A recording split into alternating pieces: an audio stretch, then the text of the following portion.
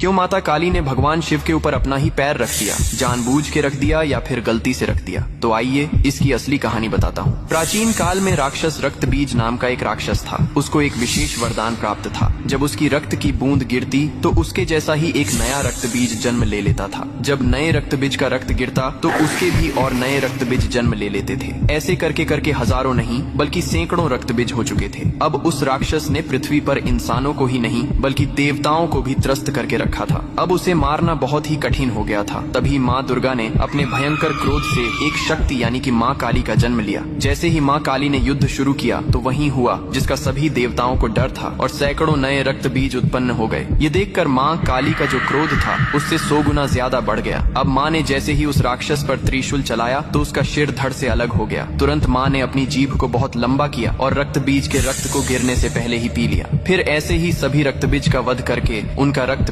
पीकर उनका क्रोध अब 100 गुना से 200 गुना बढ़ गया था। धरती कांपने लगी थी, समुद्र मथने लगे थे, देवता भयभीत होकर इधर उधर भागने लगे थे। तब देवताओं ने भगवान शिव से प्रार्थना की, हे महादेव, आप ही माता काली के संताप को शांत कर सकते हैं। शिव ने देवताओं की पुकार सुनी और माँ काली के सामने युद्ध भूमि में पहुंच गए। लेकिन माँ अपने तांडव में इतनी लीन थीं कि उन्होंने शिव को भी नहीं देखा। तभी भगवान शिव ने स्वयं माता के चरणों में लेट गए। जैसे ही माँ काली का पैर अनजाने में शिव के सीने पर पड़ा, तुरंत